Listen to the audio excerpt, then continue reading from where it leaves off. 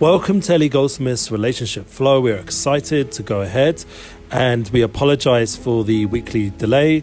We are seemingly going as a bi-weekly podcast right now.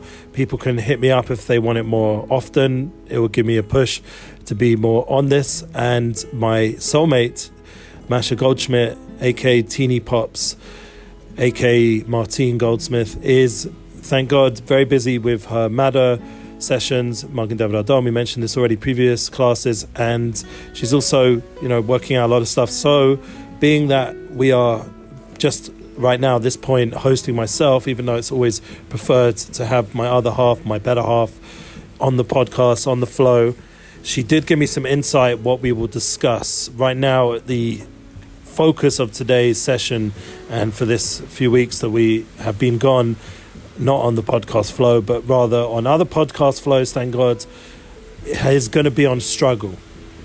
I think relationships generally go through struggle, specifically as being that I'm going through a relationship, and I'll be honest, there is a struggle. Thank God I discovered my wedding videos on one of my YouTube channels that I'd saved them to, because, keeping things on a CD or whatever it was back then, over 20 years ago, it's not the best idea for longevity in this generation. So I did upload them. I just didn't know where I'd upload them and to which of my many channels I'd upload them to. And I got a call, interestingly, from Rolling Stones magazine, who wanted to do an interview. Specifically, it was actual contractor journalist, not the actual magazine itself, but they contacted a contractor who contacted Shine. I don't know if you guys remember Shine, who was a associate with Puff Daddy back in the day and ended up in Israel after his prison time and ended up very much as part of my family. He was hosted almost weekly at my home, and he was a famous personality, made a big impact when in his time here in Israel.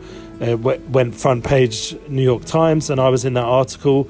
So they traced me as his main contact while in Israel during that time, and now that he's running for the Belizean Prime Minister position on a campaign trail, Rolling Stones want to interview him and get an article on him. So they're looking for a lot of background information of his journey, and therefore I came under their radar, and all that whole time period suddenly came to light. So I was just looking through old YouTube videos when I was documenting my time with Shine, and I came across my wedding videos in that merit.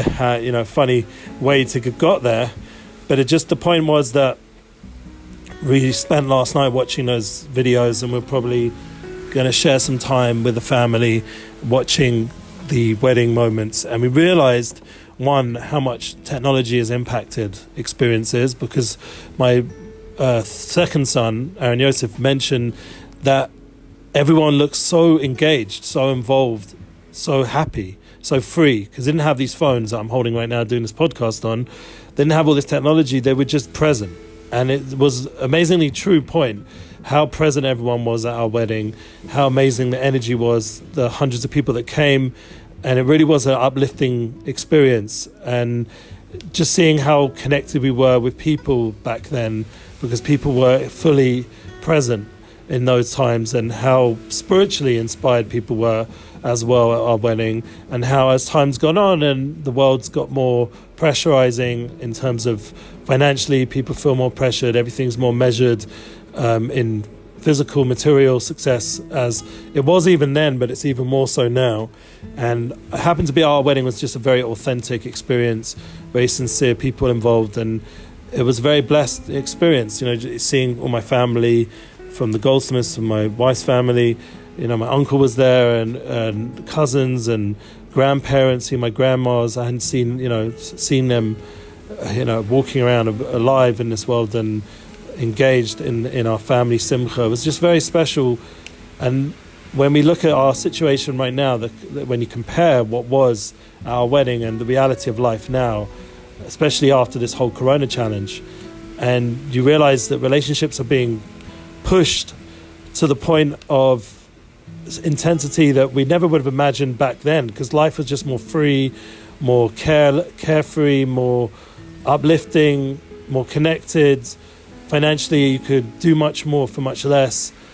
you could rent for cheap, you could travel for cheap, there's less security issues, health issues, everything was just more open.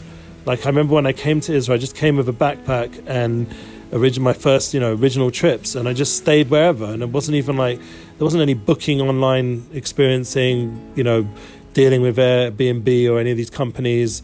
It was just a flow of just meeting people, finding places to stay, very natural, very, very, like organic and not forced. Everything's very controlled and forced now. You want to go somewhere, everything's done through, online booking. And you'd say these are all advantages because systematically we're more organized. But it's shown through these last 2 years that the system doesn't work anyway, because there's all kinds of rule changes and challenges. And, even bookings recently I've done with my artist Nissan Black, it was amazing that he managed to get to all those events, and thank God. But there was a lot of, bureaucratic struggles and logistic issues just making it happen with all the different rule changes every week. And it's just been a very challenging experience. So when you come back to your relationship focus of developing your soulmate connection, and you're not having that pure present experience like we did at our wedding, and you're surrounded by phones and pressures and rule changes and this and that, we just found out that now the green passport's not needed for more things, which is great. So things are opening up, the world's getting more with it in terms of the governments are finally waking up that this corona thing can't be controlled, and therefore we need to get back to at least some form of normalcy, at least on some level, even though there will be some restrictions, it seems, even then. But it's still a step forward in that respect. But once again, it's taken a toll. Like, we haven't seen our family for over 2.5 years, from London, and not having them see the grandchildren, not seeing their grandparents, and the ones who live here, even though they're here in the same country, it's still been minimal. And all the different realities, the way that family structures have changed, everyone's settling for more online connection, online WhatsApp groups and Zooms and all these different type of experiences. Even personally, for my Amunah is Our Future podcast and that work, we're meant to be in LA over Hanukkah and then Brooklyn recently, and unfortunately the rabbi is unwell, but there was a time period we could have gone, and because of the red status of the way everything went, we had to delay that trip. And the fact that we're not actually impacting people in person, it just makes a lot of struggles. I mean, financially as well, the way everything, the price-wise, has gone up. I'm not doing a whole sob story list over here, but just for everyone who knows what's going on, it's a struggle, and it creates even more tension and struggle in the relationship.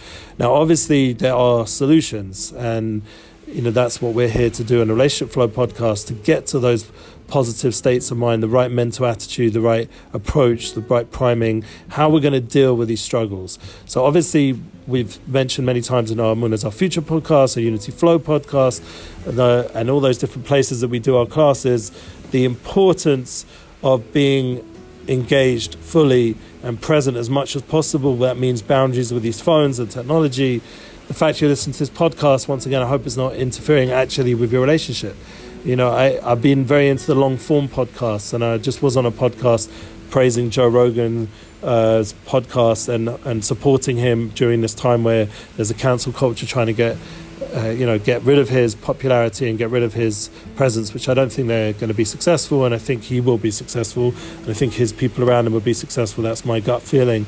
But, based on Dr. Peterson also and other people that are pushing forth that Rogan's going to stand strong. But that long-form platform is amazing because it gives us that feeling of connection. But still, it should never be in the place of our relationship connection. That will be the struggle, that sometimes we're just going to have to turn off all these long-form podcasts and just be present and actually live what we're listening to. That's something which my wife many times mentioned to me, that I need to actually apply all the classes and all the ideas. It's not just about talking about it or learning about it or theorizing or becoming, very in touch with all the sources and places which describe these ideals of relationship flow. The key is the application. That's what we're seeing right now in these Parsha in the Torah of Truma Tetzaveh, and we're going to have again the V'yachal B'kudi. It's about application of the relationship flow, that we have to actually live the lessons that we're learning and talking about, that we have to bring it into our home, the Shekhinah Kadosha, the divine presence that exists between a husband and wife, that gives the ability to create unity and unification between two complete different nations. As it says in the Torah, the man and woman are different nations and have a different way of being. To make that unity, that shalom, that peace in the home, it needs that extra divine presence to make that happen. The Ish and Isha is with the Yud and the K. We've mentioned this before. Otherwise, if you take away the Yud and the K, the Shekhinah, you take away the divine presence, you're just left with fire, with Aish. And Aish, we said, is Emes and Shalom, but it needs to go together, the fire with the Yud and the K, with the Shekhinah Kadosh, with divine presence. We mentioned this before in our Relationship Flow podcast. So therefore, to bring that kind of Shekhinah, that kind of divine presence into our home, so that we don't end up burning each other and God forbid fighting and all this kind of struggle and difficulties that we mentioned before that are compounding that struggle, we have to really open ourselves up. And that's part of the Emunah. Our future podcast, we've mentioned before many times, that we have to open ourselves up to drawing down that joy, that presence of mind, that attitude that we need to have, the unity flow focus that we talk about over there, that to really be involved with the people in our lives in a full way, to really apply all these teachings in a full way, and to ask for divine help to be able to do it successfully, because it's not easy to do that. And it's something which I'm working hard for on a daily level to hopefully improve myself. And I know that I'm having sometimes struggles with myself that are limiting my ability to be fully engaged with my spouse. To even during the wedding video, just like looking at the situation, I'm just like, wow, like my kids keep saying, wow, you've aged so much, you look so young there and so happy. And I really was happy and free, but I hadn't gone through all the struggles and challenges that exist in the last 20 or more years. And that is part of the growing process. Like my wife and I, we're about to turn 42, so that's a very big transition time. We've got a busy next few weeks, so I hope I'll be able to get more episodes done on the Relationship Flow. But once again, it has to come from a real place, and I just haven't had that moment to communicate to anybody outside of my relationship in this way, because I'm just so busy with it. Like, for example, this Shabbos, we're going to be in a yeshiva called Reishit. We're going for Shabbaton with Nissim Black and families. And then the following Shabbos, hopefully the in-laws. We haven't had a Shabbos together for a long time, way too long. And finally, hopefully we're going to have that opportunity, I really hope. And then the Shabbos after that, we've got a Shabbaton in Ashreinu, Yeshivat Ashreinu. And once again with Nissim Black, I'm very excited to spend that quality time with the Black family and the yeshivas that host us. Hopefully some other families will be in attendance. That's still being worked out. But the point is, it's an opportunity to be with other people and connect with other relationships that are important in our life, connect with the public sphere of influence like the yeshivas.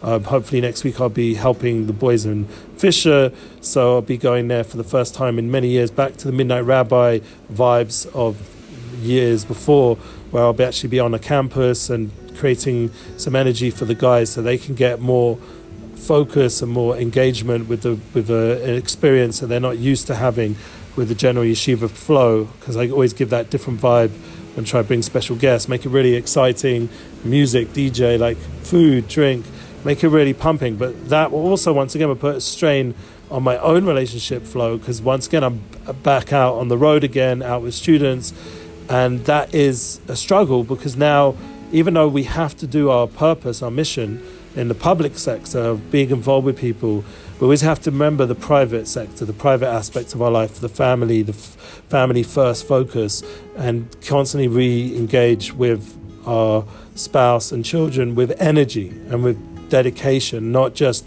at the end of the day, can't be bothered, just get out of my face kind of thing, which unfortunately I know I've been prone to do the last few weeks. And that's one of the things that I'm trying to catch myself on this flow, that we are struggling, and that struggle is meant to be there. It's a real struggle, and a lot of it is coming from outside of us, from difficult realities, because when it's just the two of us in a peaceful, normal situation, there's a lot of love, a lot of good energy, a lot of positive moments. But when you're constantly pressured from the outside, and you're seeing that the world is pressuring, and with the schools now, they're going to make us do home tests and this and that every day, a new thing. Like, even if things are seemingly getting easier, they're not.